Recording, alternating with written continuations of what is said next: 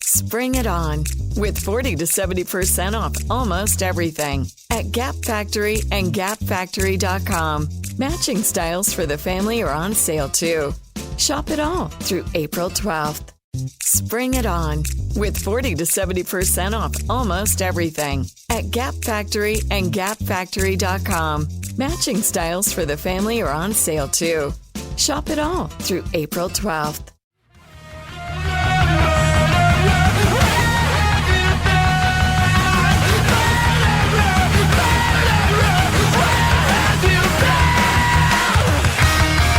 Welcome to Chargers Unleashed. Jake Hefner and Dan Wolkenstein here with you from the LAFB Network. Mr. Wolkenstein. Mr. Hefner. We have 24 hours. 1,440 minutes. 86,400 seconds. 525,600. 8.64 E plus 7 milliseconds. Jake, we have made it through hell and back. We are in line season all week today at Smokescreen City. We've made it through pro is being flung on every wall that you can find. It is insane. I'm so ready to actually be sitting and watching this whole thing transpire. This is like the storm before the bigger storm. But I cannot wait, and I am so pumped, and I am so excited for this episode because, Jake, for the first time this season. Oh, this season, yes. First time this season, we get to do a dueling mock draft live against each other for listeners. And I'm telling you, Jake, mine's going to be better. I'm telling you, dude, you don't know what you're up for. Look, I will just say to our listeners, in order to be polite to Dan, if once this dueling mock draft is over, if you'd like to send me a, private DM just to tell me that I won and not have to explain it, publicly on Twitter to humiliate Dan and make him feel bad. You don't have to lie to Jake. You don't have to lie to Jake. You can go ahead and just message me. I will appreciate it. I will thank you for the kudos, and I won't say a word to Dan. I will just tell Dan. Jake, your ego is big enough. You don't need people lying to you just to make you feel good. It's okay. Dude, don't worry about it, man. When you take Micah Parsons overall at 13, I'm gonna tell you all the great responses that people told me about your draft. I can't wait. Bring hell. Let's do this. All right. So real quick before we get started, as many of you know, as we put out in Twitter several weeks ago, Dan and I were doing an exclusive giveaway. It was a Chargers mini helmet that was signed by Keenan Allen, Antonio Gates, and Hunter Henry. And we got a massive response from everyone. We did not expect the response that we got. So apparently everybody wanted this helmet.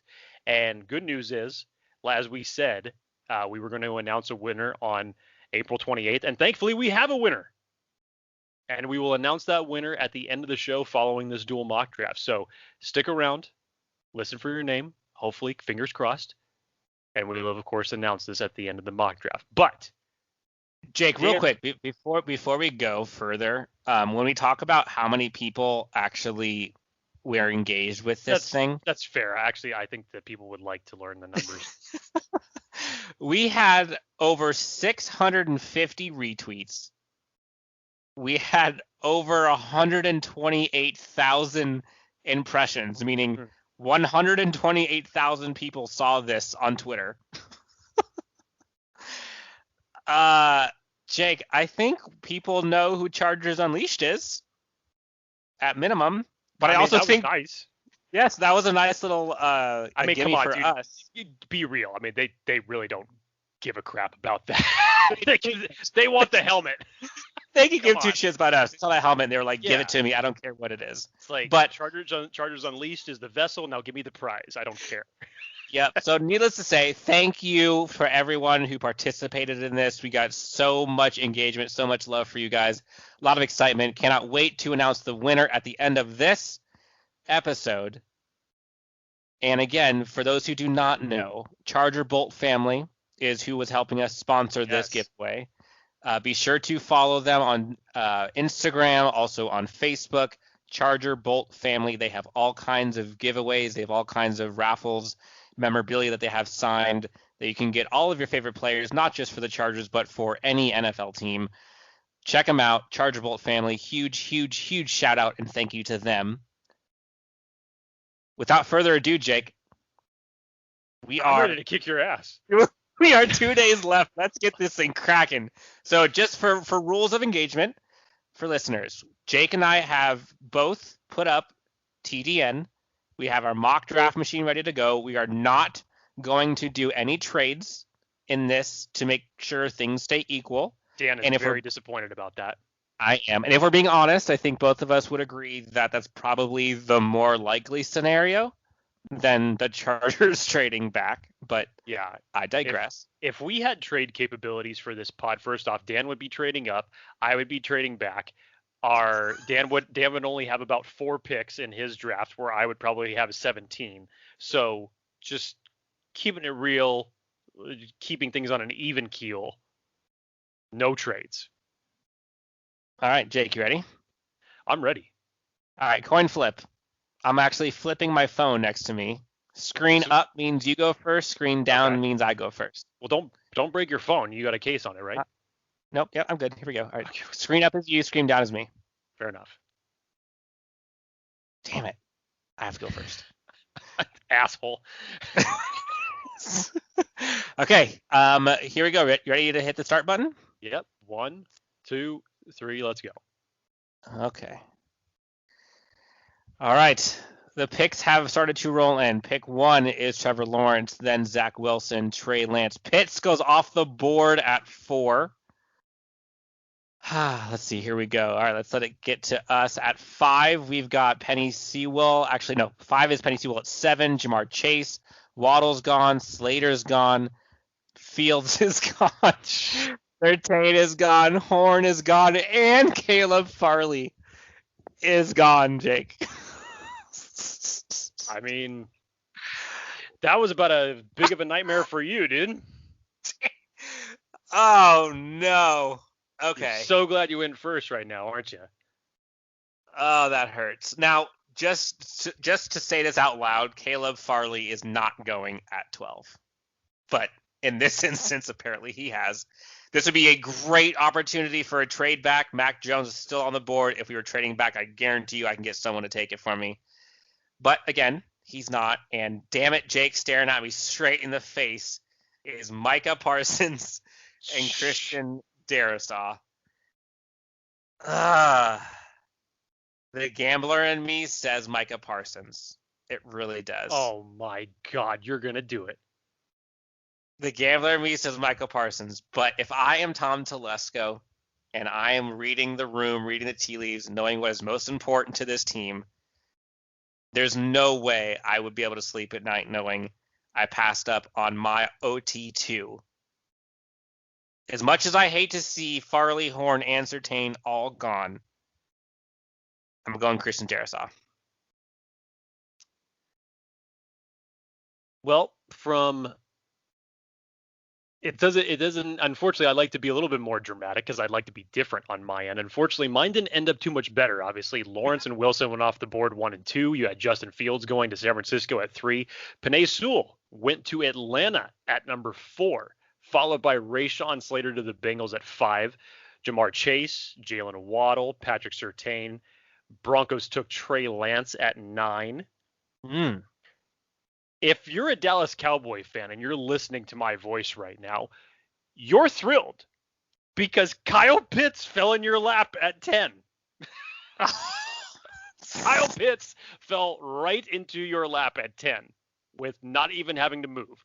And then it was J.C. Horn to the Giants at 11, Devontae Smith to 12. So, Dan, I fell in the very same boat as far as you did.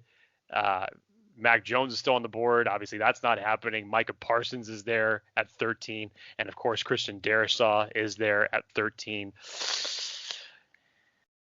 You know, it's funny how we've been doing this big board aspect. And I can tell you from when we talked about offensive tackles 1 week ago, and really taking the deep dive into those.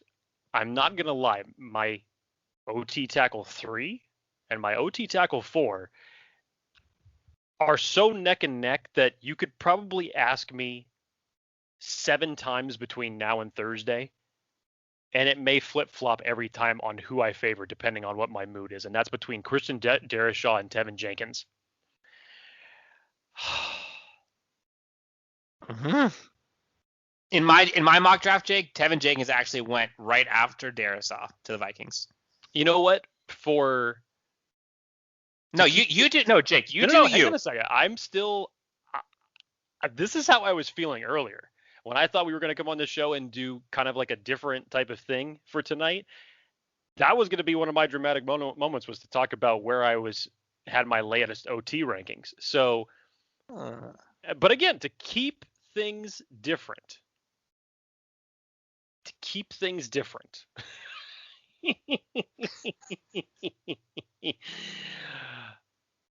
Yeah, I think I'm going to do it. Tevin Jenkins is the pick at 13. Tevin Jenkins, Oklahoma State, the mauler himself.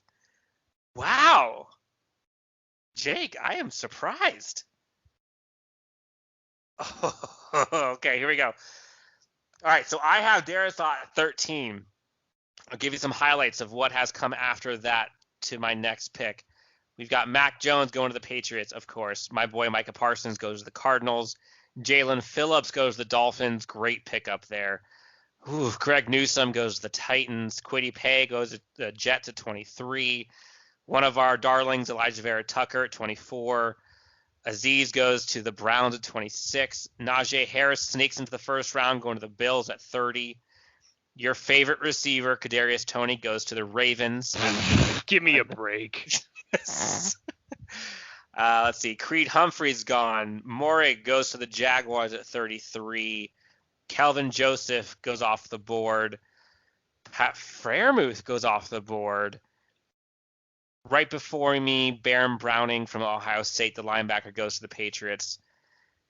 Now, my mentality going into this draft, Chargers have to get a corner. Chargers have to get an offensive tackle. Ideally, Chargers get an edge rusher, and I would hope that we can get a safety. Those are probably my top four needs. Luxury pick would be a wide receiver. So at this point, I am begging that there is at least one stud edge rusher or one stud corner. And Jake, let me start with the edge positions. Oh, man. All right, so edge positions, there is a few studs left on the board. I've got Gregory Rousseau, I've got Ronnie Perkins, and Basham on the board still. Ooh. Dang. Rousseau fell that far in your draft. Wow. It is hard to pass up on Rousseau and Basham at 47. Let's take a look at the safety class. Richie Grant is still available. Good Lord.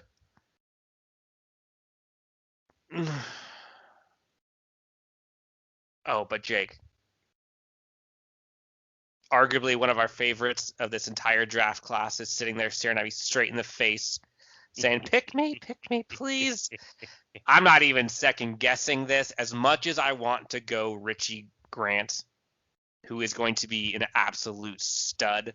There's a ton of value at safety late in this draft. Florida State getting to pair up with Derwin James, Asante Samuel Jr., pick 47 in the book. See, I was hoping for something different there because my draft fell a little bit different just as far as where certain players ended up going. But of course, you go up and you grab, for me, I take offensive tackle in the first round. My instinct is to look for the next best available player. In this case, the other biggest need for the Chargers is corner, yes. And so, I believe, what was it? PFF put out a tweet saying that if the Chargers were somehow to get Rashawn Slater and Asante Samuel Jr., they would win the draft just based off of those two picks alone. And I retweeted it with a saying like, yeah, you know, and I would like the Mexican pizza to be brought back at Taco Bell, which again, it's a far-fetched type of dream for a situation like that to happen. I know it's mouth-watering to Chargers fans. If it ended up happening, that would just be absolutely amazing. But the next best thing ended up happening because I ended up going a little bit more unconventional to what people may have it in, you know, their draft rankings and their projections. I took Tevin Jenkins at 13. But just like Dan, staring me right in the face is Florida State cornerback Asante Samuel Jr. There's no thought process here. Run, skip, jump, sashay that pick up to the podium. Read that name. Asante Samuel Jr. is the pick here. If he was not your pick, who would be potentially someone at that was available that would have taken you away from him? Now, see, this is where you and I differ, Dan. I didn't even hesitate to look anywhere else. The first thing I did was do the drop down for the corner, and it was just like a gift from God was staring me right in the face. Got it. Okay, so you and I both have Asante Samuel Jr. round 2. Now I think is where this draft starts for us. Okay, so quick overview of who has gone since then. Got Wyatt Davis is gone. Obviously, Boogie Basham's gone. Nico Collins is gone. Jalen Mayfield's gone. Ronnie Perkins is gone. Rousseau, huge run on edge. A ton of edge guys have now gone off the board. Tyson Campbell, Quincy Roche. Whew. Okay, so now I'm looking at safety first to see who is left. And good Lord, Daniel's dream has come true, and Richie Grant is still on the board, along with our Darius Washington, hometown favorite. Oh, and Hamza Nasruddin is on the board as well. This is insane. Hunter Long is still there, although that's not as much of a tight end need as I think. I really like Jordan Smith, too, the edge out of UAB. Man, you know, I think I'm going to go with Richie Grant because knowing who this defensive coordinator... Hold on a second. Richie Grant fell all the way to the 3rd round for you? Yep. Well, we already know that this is a pipe dream, but let's just go ahead and play along. Richie Grant and Asante Samuel Jr. on the same team with Derwin James and Nazir Adderley and Michael Davis and Chris Harris and Kenneth Murray and Joey Bosa and Drew Tranquil. Sign me up. Give Richie Grant and Asante Samuel Jr. to Brandon Staley and Ronaldo Hill. Yes, please. Next. You're up, Jake. Well, clearly your mock draft was constructed in Neverland. I'm going to stick to some reality, though. Now, mine's not, I wouldn't say mine's as far-fetched as yours. However, I think it's just as equally unlikely for where I'm going to go with this pick. I'm looking at the board. Yeah, so I have my offensive tackle taken care of. I've got my cornerback taken care of. I look at my edge class. You know, there's still a decent amount of people. So I've got Quincy Roche on the board, who in TDN is ranked as the 88th overall picks. We're at 77 right now. I've got Jordan Smith still sitting there. I look at the safeties. Bring up the safeties. I've got Divine Deablo from Virginia Tech. I've got Hamza Nasruddin from Florida State. Maybe a little bit too rich for where I'm at 77. So I look at a different position. And I look at a different position that we did not get a chance to talk about on our deep dive. One, because of time, and because the fans didn't want us to talk about it, apparently. Oh! So I've had my eye on this individual for the last several months. And again, I see this as far unlikely because I think that there is so much hype behind him, especially in this last week, to where people now see him as a 2nd round pick. But you want the size be damned level. TDN has him ranked as the 74th overall prospect. Let me say that label again. If you've been listening, that is a reoccurring theme for me with certain prospects in this draft. Dwayne Eskridge, Western Michigan. Size be damned. You want to talk about an electric playmaker with speed? I don't care about his size. I know he's only at the 5'9" mark, but I love what he does with the football, the yards after the carry. It's fantastic. Or excuse me, technically it would be, just the extra reception yards that he puts up, whether you want to say yak or whatever. But Dwayne Eskridge out of Western Michigan, I'm looking at TDN's rank. I'm looking where I'm at 77. The value there seems good. I'm taking Dwayne Eskridge, Western Michigan. He's my first third-round pick coming off the board. Oof, I like that.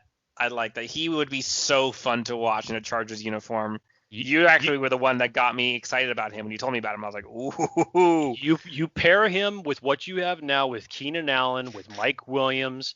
You plug him in there with maybe you see what can happen with Joe Reed and KJ Hill. But this is insurance for a number 3 receiver and possibly your number 2 if you let Mike Williams end up walking next year. So I love that pick because he is a deep threat who can take the lid off of defenses and work in multiple situations. Okay, so now we are on to my pick at 97. And the folks highlighted that have gone since my last pick. Quinn Meinerz is gone, which would have been a great pick if we could have gotten him. My boy Hunter Long is gone. Tight end went to Boston College, is now with the Philadelphia Eagles. Ben Cleveland would have also been a great pick. He has gone to the Vikings. And now I'm at 97. And biggest needs for me are probably edge. Tight end, wide receiver is probably what I'm thinking. Maybe interior offensive line. So looking at the edge first, oh man, Jordan Smith is still there. I feel if I don't get him now, he's not going to be there later. So edge, either him or Hamilcar are the two guys I'm looking at that are edge that are available. Wide receivers, Seth Williams, nah. Des Fitzpatrick, Cade Johnson. That Anthony Schwartz is there. I do like Anthony Schwartz a lot, but this is way too early for him. Tight end, Kylan Granson is there, but again, too early for him. Corners, I already got one. I already got 2 bona fide superstars. Oof. Let me take a quick look at interior offensive line. Trey Smith is there. This is tough. It's either going to be Trey Smith or it's going to be Jordan Smith. Which Smith do I want? I'm going with the one that I think is the bigger need, considering all the work we did on offensive line. I'm going to go Jordan Smith, UAB. Loved him when we saw his tape. He was just outside of my top 5, arguably in the top 5 to 10 range. Someone I said was going to reach for him, and it may have been me, DGAF. Okay. All right. I like that. I mean, I like that pick. I like that value. Late in the 3rd round. Not too bad, Dan. Do you not feel confident in it? Do you feel like you did a reach? I'm a little nervous about that pick. I think that was definitely a need pick, but I also feel that was the best player in a position of need. Okay. It was him or Trey Smith. All right, that's fair. So, and I correct myself on one thing that I was saying about Dwayne Eskridge. He is a slot receiver with deep threat playmaking capability. He is not necessarily a deep threat outside receiver, in case anybody's going to fact check me. So just want to clear that up after that came out of my mouth. Okay, so I'm looking at the board. What are my remaining needs? Obviously, I went offensive tackle, I went cornerback, I went wide receiver with my first 3. The tight end, the safety, the edge rusher, all of those are still needs for me right now. I'm looking at the board. I've got Hunter Long staring me right in the face, which is about an equal value as far as where TDN has lined up. The Chargers' second, third round pick is 97. Hunter Long is ranked on theirs as 98. But I also have to remember who the Chargers currently have on their roster as a tight end right now. And as of right now, they're 3 tight ends deep. And I get it. You're possibly looking for the future. You don't know if Donald Parham's going to shake out. But with that much depth right now, I think I'm going to look elsewhere. And I'm going to be a little bit more realistic. According to TDN's ranks, this player, I think, is ranked a little bit lower than where he should be going. Still think it's going to be in this round, but again, I still think it's going to be higher, way before pick 97. One of my absolute favorite players. Give me life, give me death, give me Ellerson Smith from Northern Iowa as my edge rusher.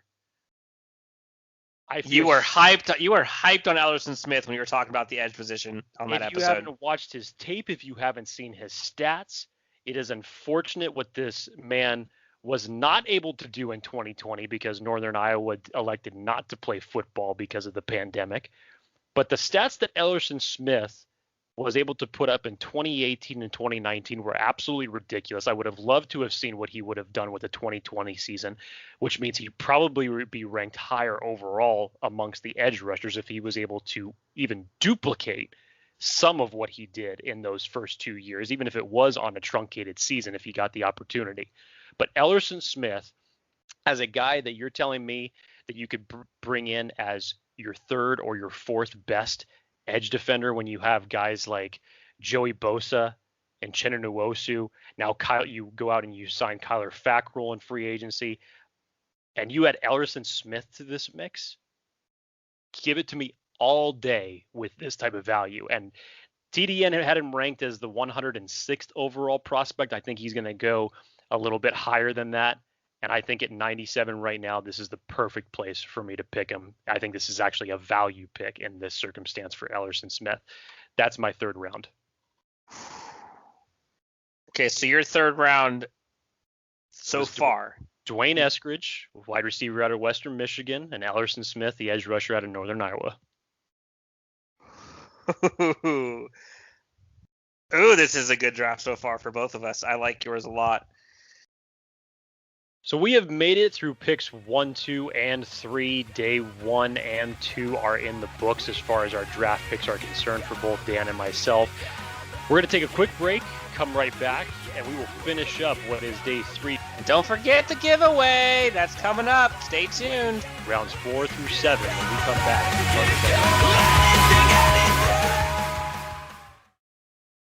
Spring it on with 40 to 70% off almost everything at Gap Factory and GapFactory.com. Matching styles for the family are on sale too. Shop it all through April 12th.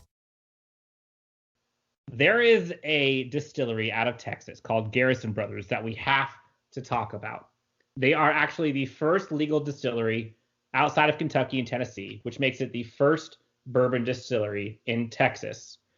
Everything is distilled in Asian Texas, and in order for it to actually be called bourbon, Jake, legally, it has to be at least 51% corn, and Garrison Brothers smashes that out of the park by using 74% food-grade white corn that produces a higher sugar content. Their bourbon and whiskey is legit. You know what I really like about Garrison Brothers, Dan, is that this isn't just your everyday run-of-the-mill type of whiskey. I mean, they actually put their whiskey to the test. And, they actually hold an annual bartending competition, which basically puts bartenders into head-to-head challenges to create the best bourbon cocktail for a chance at a cash prize. And I guess in 2021 will be the first year that it's actually opened up to California bartenders. They also were very active in social causes. They produce over 12,000 gallons of hand sanitizer and giving it away to medical and MES services. And they frequently partner with other companies for limited edition product runs. And this is everything from including from bourbon flavored ice cream. Damn, that sounds good right about now. And California-based McConnell's ice cream. So if you want to find this great product, Garrison Brothers Whiskey, they have all of their small batch to small barrel whiskey choices on their website at garrisonbrothers.com. Definitely, if you're a whiskey enthusiast, go and check them out. A family of bourbon makers and bourbon lovers. They are committed to providing the finest bourbon whiskey on the planet. If you're interested, check out the link in our description. You'll see a link that takes you directly to Garrison Brothers. You can go get your bourbon whiskey flavors, desires, all you want. Garrison Brothers, check them out. Welcome back to Chargers Unleashed. We are going through our dueling mock draft. Rounds 1 through 3 are in the books. Now it is time to turn our attention towards day 3, technically, rounds 4 through 7. Can't wait to get into this. This is going to be some interesting stuff. Okay, so I am now on pick 118. We are now on day 3, round 4. Staring at me dead in the face is my favorite safety of this entire class. Not necessarily the best one, but my favorite one. Our Darius Washington, one of your size be damned players. Yes. At a TCU, I have said he would be the safety 1 if he was 6 foot, but he's not.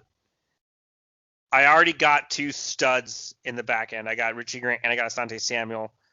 I got my edge. I got my offensive tackle. I really need to look at wide receiver at this point. Wide receiver and tight end are probably the 2 that I need to look at.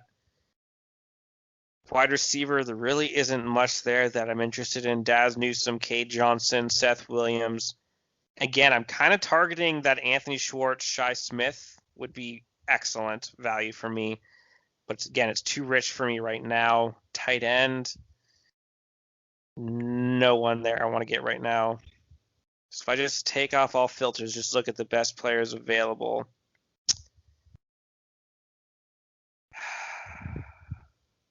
It is hard because, man, there are some guys still left on my board, Jake. I still got our Darius Washington. I got Twyman out of Pittsburgh, who I love. I know he's a bit undersized, but I think he could develop very well. Hamilcar Rasheed is still there, the edge out of Oregon State. Izzy McQuamu is also still there. We're in round 4. This is my sweet spot for him. Patrick Jones is still there. All right, I'm putting myself in the mindset of this coaching staff. We have gone all defense except for my offensive tackle. Hangs his hat on defense. Need to protect Justin Herbert. We went out and got 3 offensive linemen, plus we just got offensive tackle. We could go offensive line for depth, but I'm hoping to still get somebody that could actually make impactful positions right now. You know, this might be a bit of a crazy pick, Jake, and I'm going to be doubling down on a position, and I am debating between 2 guys, and I'm actually going to be doubling down on a safety position, knowing that one of these guys could actually play that slot role for us. Huh. I'm intrigued. Asante Samuel is going to be our CB2 or 1, depending on how that goes. We've got Chris Harris. Richie Grant will be with Nazir Adderley and will be with Derwin James. But to Brandon Staley's point, you could never have enough corners and safeties on your team, especially considering how horrible our special teams has been. So before you announce who it's going to be and before you click draft, I just want to make clear that you're about to pick your 3rd secondary player in this draft. To be honest, I am in my head, I'm debating between my 3rd secondary player or an interior defensive line. and it is painful because I think interior defensive line is important, and I really wanted Twyman to be just a little bit more bulky. Oh, Jake, this is hard. So I'm right now debating between Ardarius Washington and Jalen Twyman. Those are my two. How much trust do I have in Linval Joseph and Tillery?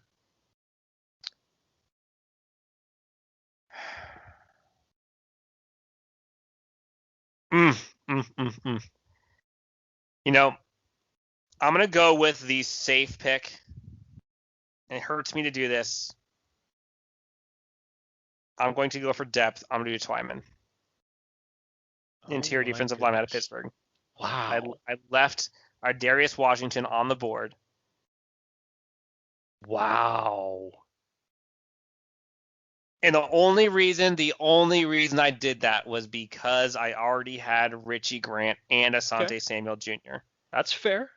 If I did not have either one of those guys. Hey, I get the logic. You really talked up one of your favorite safeties to just then pass on him. So you had me fooled. I passed on who would be safety one if he was 6 foot for the actual safety one in Richie Grant. Well, unlike Dan, because he didn't pull a trigger on a safety, I will do the opposite. Oh, damn it. I'm going to take a safety, and this may be considered a safety that is, you could consider it a risk by some. Injury history, yes, but I think value for where he was originally projected and given his production at Syracuse, Andre Sisco is there on the board. TDN's ranks him the 114th. Now the Chargers are sitting at pick 118. I think this is a very fair spot and a possible realistic possibility that he could actually be sitting here at this point in the 4th round. I don't know how far he's going to fall. For his sake, I hope he does not fall this far.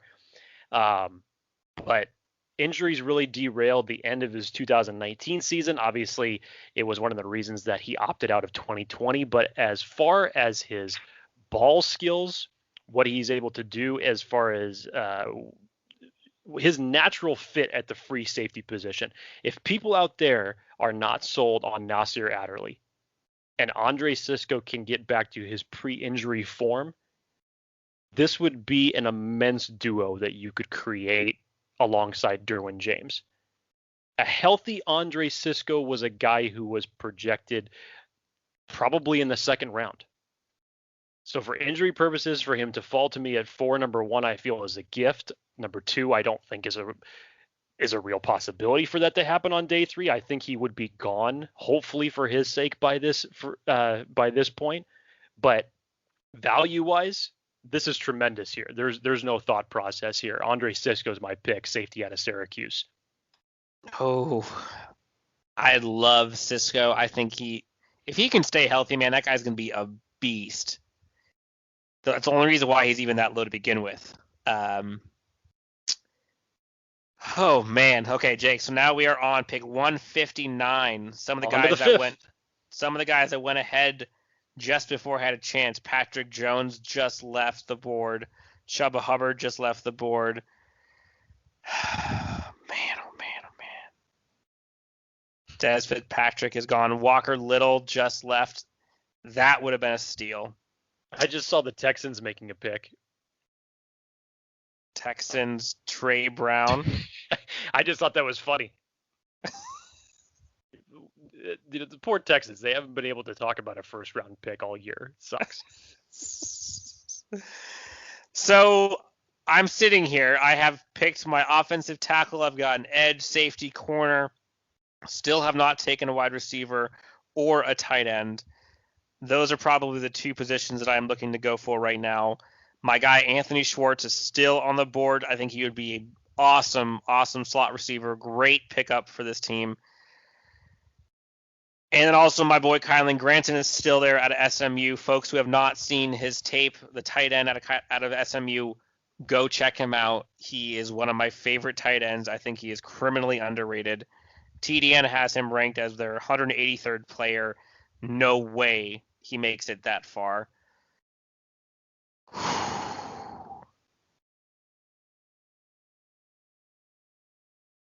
There really isn't any offensive line that I'm interested in right now that would not be an incredible reach. A lot of them are gone.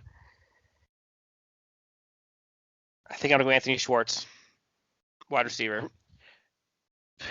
Like I said, Dan, your draft was created in Neverland or on Fantasy Island or something like that. While that is a fantastic pick, tremendous value to 5, we all know that that's not happening. We all know damn well Anthony Schwartz will not be on the board come the 5th round. But I can't fault you. That's the way your board fell to you. And if I was in your shoes, I may have done the exact same thing.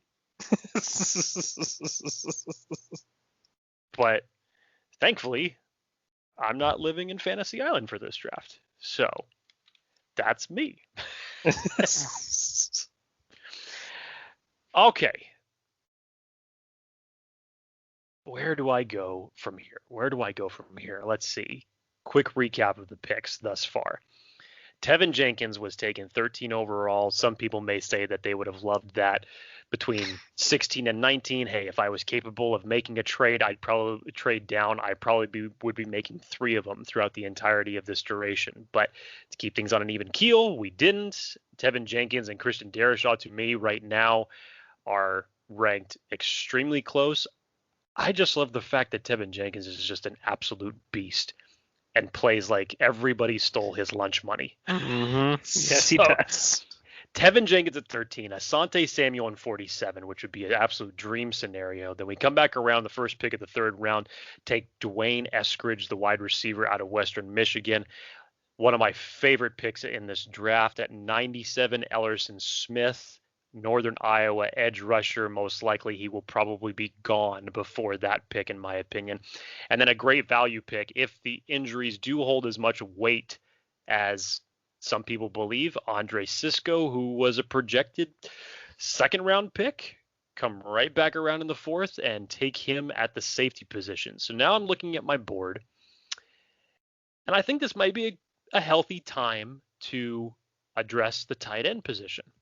And I'm looking at my board right now, and I see a certain tight end that I think, even though what I was saying earlier about the tight end depth chart of the Chargers right now being loaded with Jared Cook, Donald Parham, Steven Anderson, I think that this is actually a nice option, nice value for a developmental tight end that you could have long term.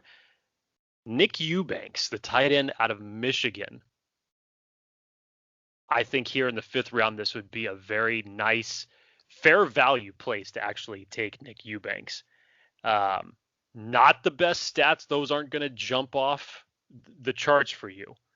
But if you're looking for another tight end that, if Donald Parham is your guy and you're going to elevate him after Jared Cook, if you're going to go a different route, who knows? But as far as a developmental tight end that could sit behind a lot of experience that the Chargers have on their board right now, I like this pick. So Nick Eubanks, hang on a second. Hang on a second. Ooh, who else is enticing you? Hang on a second.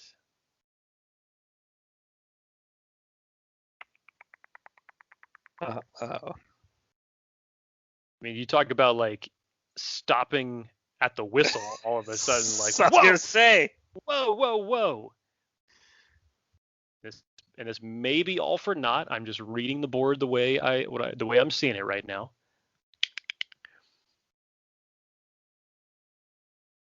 Nope, sorry for the dramatic pause. It's still going to be Nick Eubanks. Sorry about that. Was looking. Thought I saw something that I liked. Ended up not liking, and I take it back. You know, this is where the fault happened. Nick Eubanks was not the tight end that was actually on the board at the top at that point in time. There was actually 3 other tight ends that were above him, my screen just automatically decided to scroll 3 down. So that's where my pause came in. So just give me another second before I really screw something up. Let's see. As of right now, I would probably...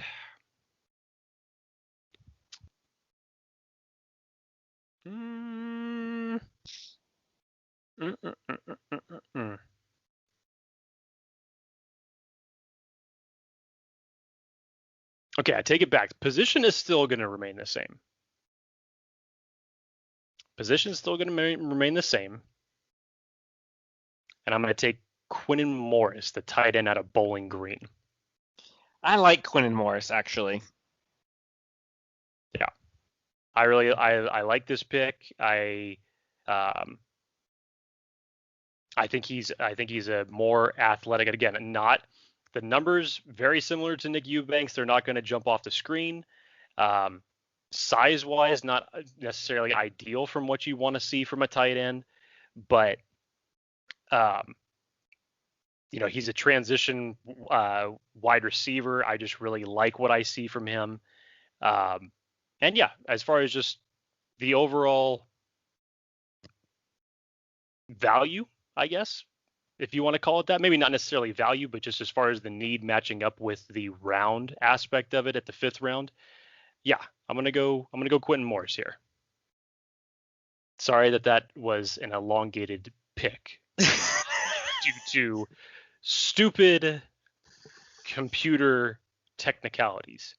That is okay, Jake. We are in round 6, and just to recap this juggernaut of a draft haul that I have so far. At 13, Christian Darrisaw, my offensive tackle 2 at 13. Asante Samuel Jr., steal at 47. Absolute highway robbery, Richie Grant at 77. George Smith, the edge out of UAB at 97. Jalen Twyman helping us with our interior on the defensive line at 118. Anthony Schwartz got another steal at 159.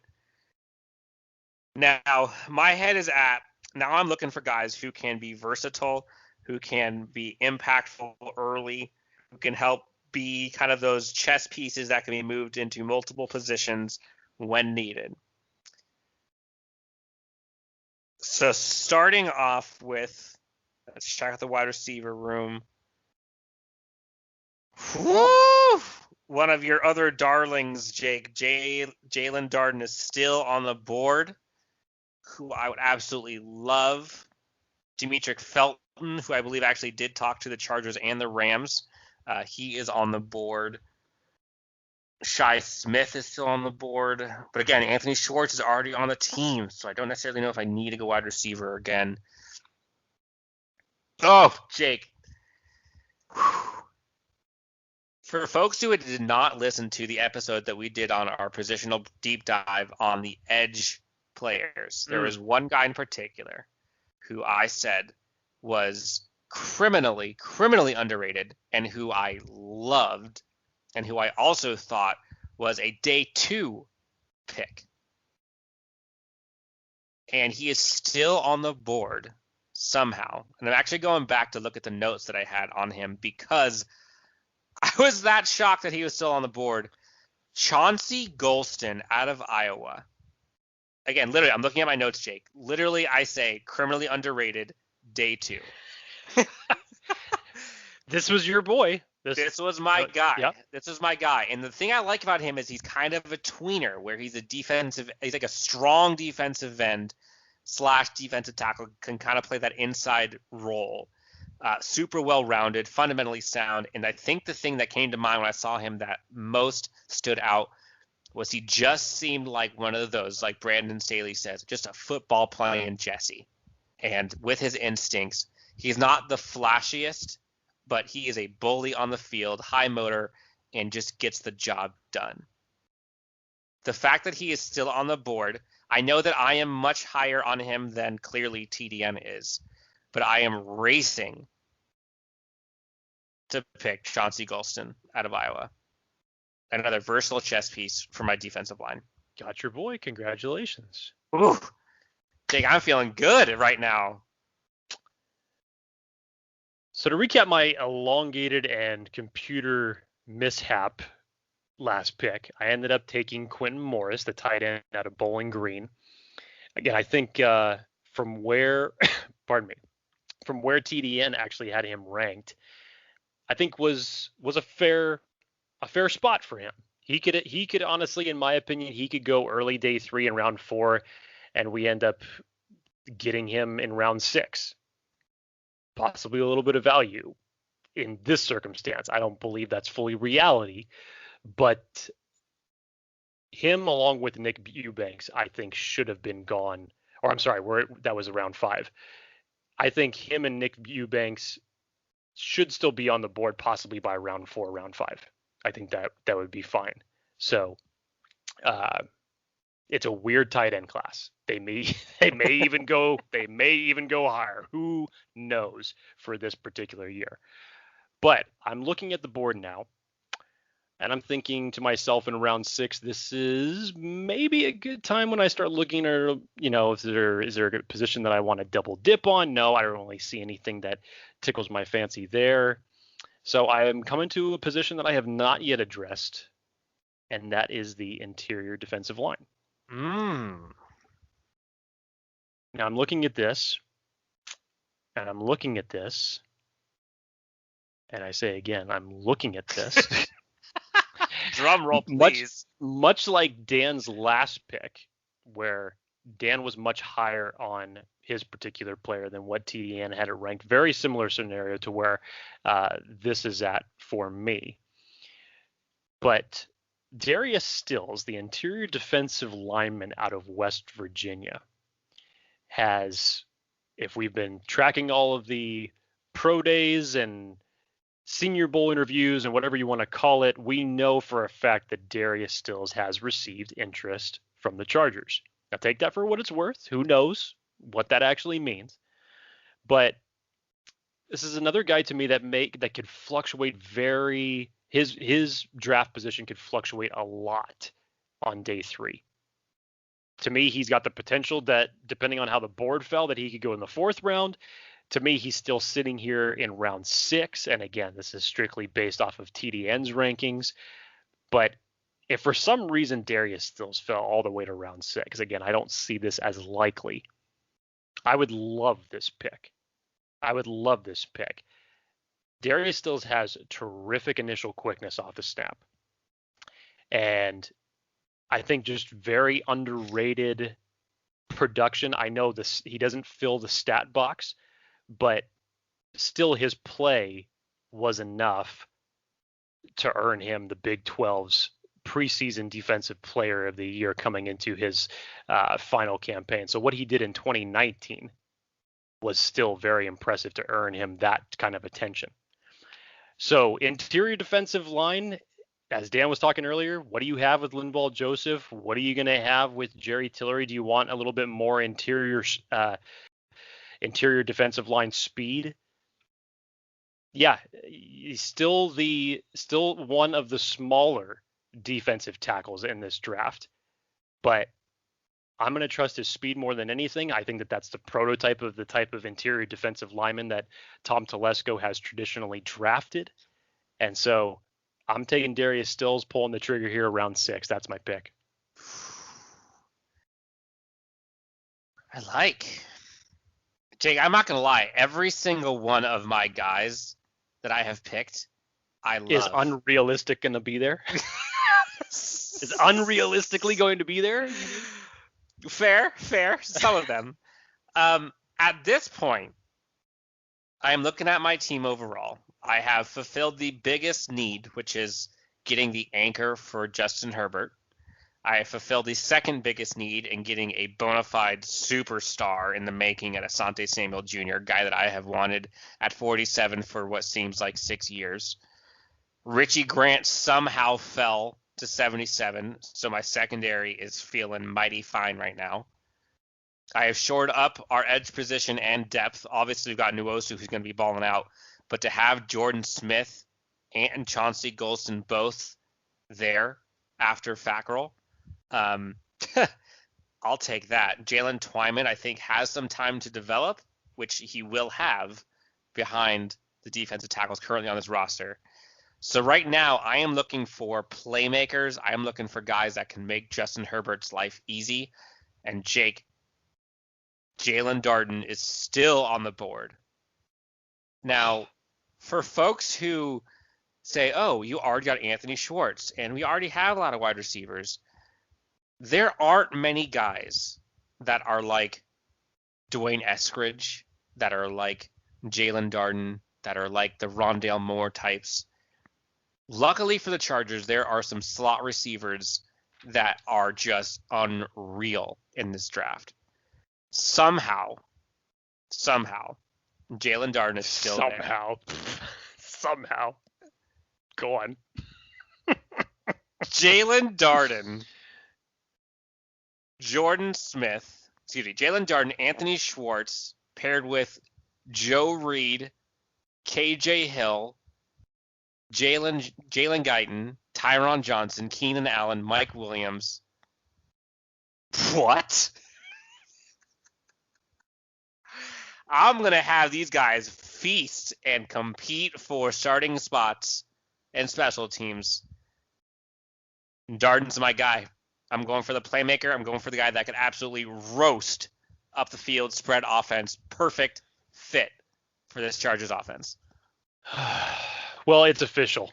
I said that your draft was obviously in Fantasyland. Not only is it in Fantasyland, it was constructed, it was conceived on Mount Olympus by Zeus with 16 different lightning bolts at one time, that was rolled up into a snowball, made it through the gates of hell, came out the other side, and earthed humanity. That is what your draft has become, because there is no way in hell that Jalen Darden is still on the board at that spot in the draft. Absolutely zero. So much like your Anthony Schwartz pick, that it's unfathomable, Dan. It sounds like one of us is playing for second place right now. Hey man, like I said, you enjoy Fantasyland. I'm much more of a reality guy. Hey, I can't argue with who falls to me. Hey, I get it. I totally understand that's out of your control. But at the end of the day, you know that that's not realistic. I know. By the way, quick dig. Pick 252. I'm looking at my board, Jake. The Rams. Man, their freaking logo looks horrible. But you know what? But you know what doesn't look horrible is their Malibu draft war room. That looks sick. Yeah. That looks well, they're going to have a lot of fun in there for the first 7 rounds. They don't have any picks. That looks damn good. Okay. Back to my pick. Second pick of the 6th round. Now we're looking at some depth. Now I'm looking for positions where I'm going to double dip a little bit. And I think I found one. And I think that this is possibly a realistic spot for this player to fall. Could be the tail end of the 5th round. Could be around this position in the 6th round. Again, it's another size be damned type of prospect. But I look at this more than just the secondary, but value on special teams to where he could really contribute. Avery Williams out of Boise State. I really like what I see from him, not just as what he does. It's more so of what he does on special teams. That's the biggest aspect of what this pick is about right now. Do I see him as a long-term starter? Probably not. His biggest impact would probably be as a special teams piece. But what I really like is he's got 44 games under his belt as a starter and was a team captain. You know historically that these are the type of guys with experience and those type of leadership aspects that Tom Telesco covets. And so I think from a secondary that possibly maybe losing Chris Harris after the 2021 season, You're going to need a little bit more depth there, and you bring in a guy who's had this much experience, has experience sounding redundant there, with a lot of experience, has the capabilities of being a returner on special teams, is going to give you that type of leadership. I love this pick at 188, and just for quick reference, Dan, because it just so happens to be on the board right behind Avery Williams, is one of the best names in the draft in Rashad Wildgoose. My boy. From Wisconsin. And I kid you not, I may have just done it from a comedic standpoint, but I decided to stay real with my draft picks, and Avery Williams is my selection. Ooh. Oh, interesting. Okay. Now, interestingly enough, Avery Williams is still on the board for me. Like I said, dude, I mean, how many other fantasy multiverse type of scenarios do you need me to draw up for you? Now, you know who else is on the board? Micah Parsons? No. Kyle Pitts is also not on the board. Our guy, Mike Strawn, who I think is going to either be late round or is going to be a coveted, undrafted free agent. If I pick him up now, I can promise he's going to be on my team. If not, I have to hope that somebody else doesn't get him. He would be a great, great guy to put behind Mike Williams to develop as that kind of XY receiver. He can go up and get it. It's hard to pass up Mike Strawn. Interior offensive line, there's nobody left really that gets me excited. This is your 7th round pick, dude. So it's yes, this is really just about who I'm going to take a flyer on and who I have faith in. I'm looking at overall. If I just go all the way, the guys left: Demetric Felton, Avery Williams. There really isn't any running backs that scream my name right now. 7th round pick, I'm going to go with my gut. I'm going to go with who I think is going to turn into a very good football player. Mike Strawn, friend of the show, pick 209. Well, now that Dan's dream has come to a close. I know. It was so fun. Jeez, oh man. Look, I'm not going to beat around the bush here. 7th round pick. There's a lot of these guys that I have not even watched film on, so I'm not going to pretend to know what I'm talking about, but I'd probably be looking at this point, double dipping again, probably go for a little bit more offensive line depth, and I'd probably look to bulk up the interior offensive line a little bit more. So with that being said, my pick is going to be Michael Minette, the interior offensive line out of Penn State. And that concludes my draft. All right, now, so Jake, so just to recap, I have gone with 3 wide receivers: Mike Strawn, Jalen Darden, Anthony Schwartz. Two edge in Chauncey Golston, Jordan Smith. Interior defensive line, Jalen Twyman. 2 defensive backs in Richie Grant, Asante Samuel, and then Christian Darrisaw with the number 13 overall pick. What you got? First off, it hurt me to know that I had completely forgotten that you had drafted 3 wide receivers by that point and 2 edge rushers. So what do I got? This is what I got. Tevin Jenkins, the mauler out of Oklahoma State.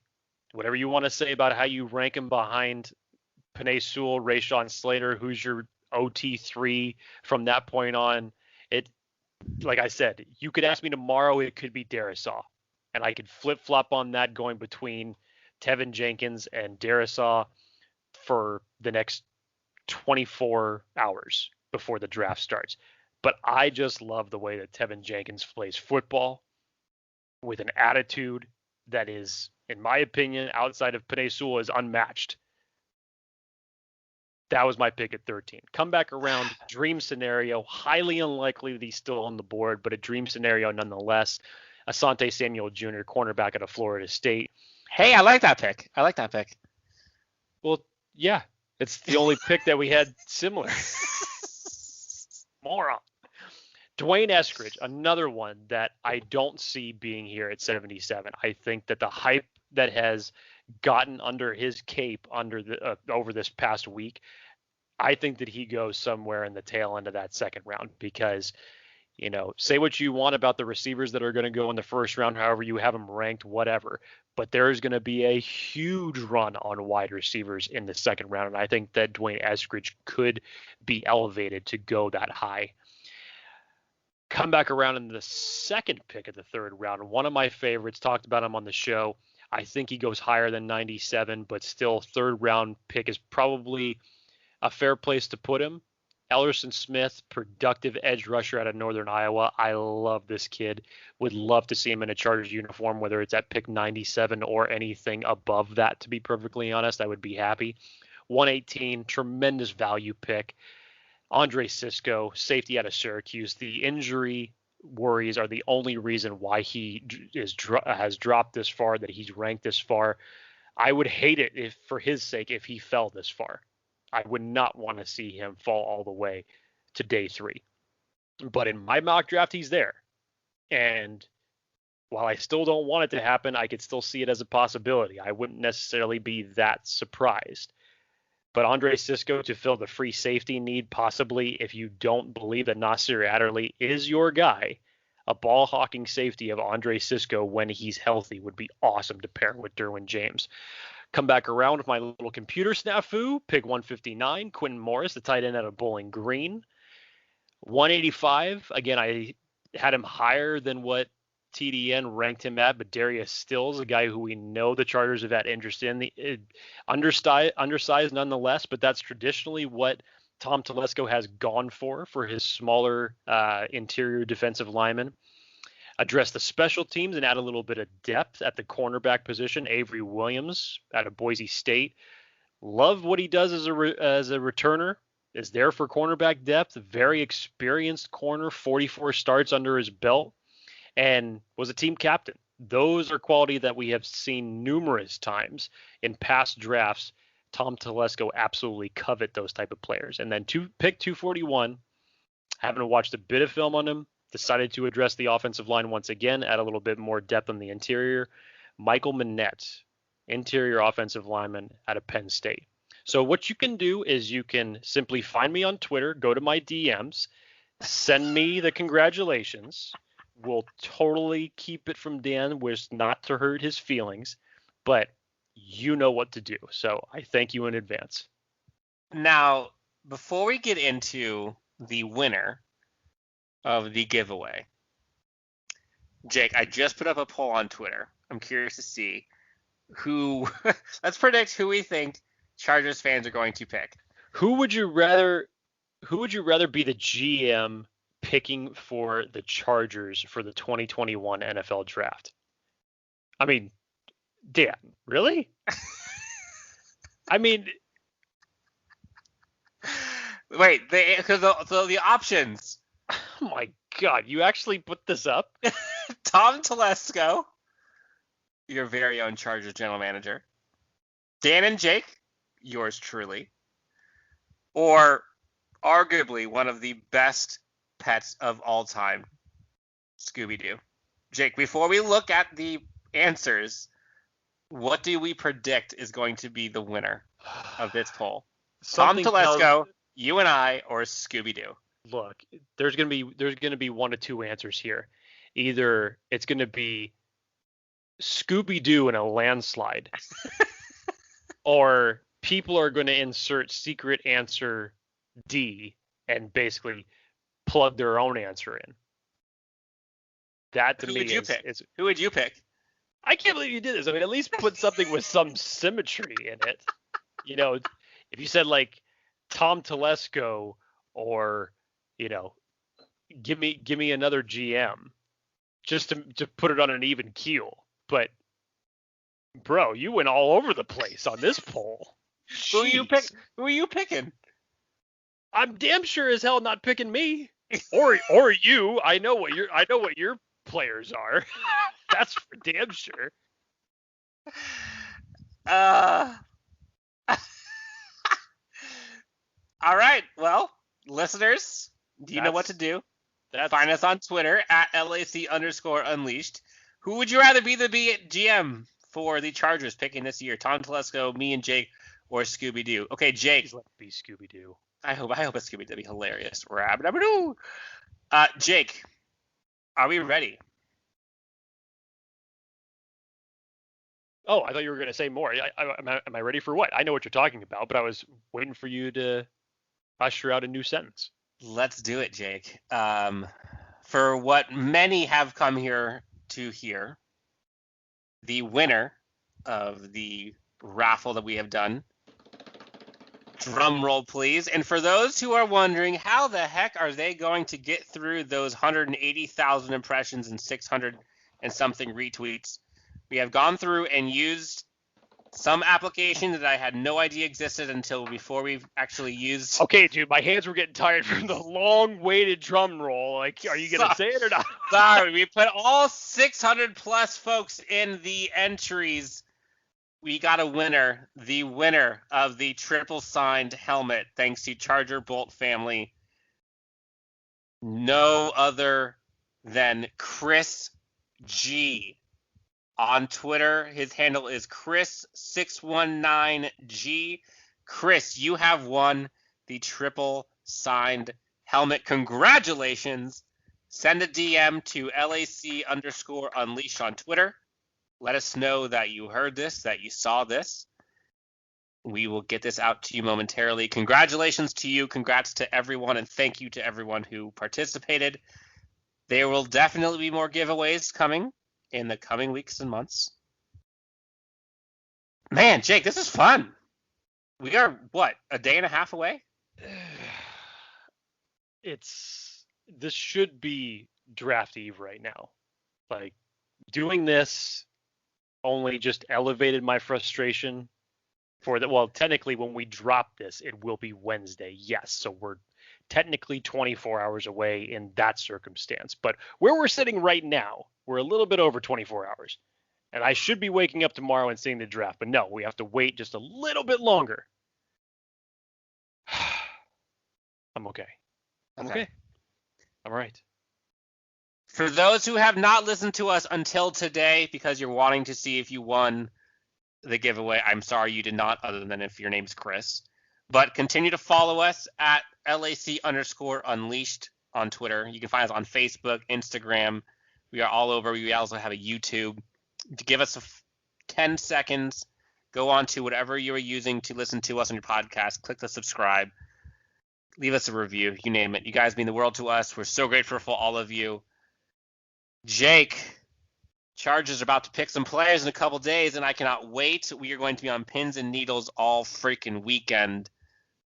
But I'm ready, man. I am ready to go. Be knocking back a nice glass of Garrison Brothers, enjoying that.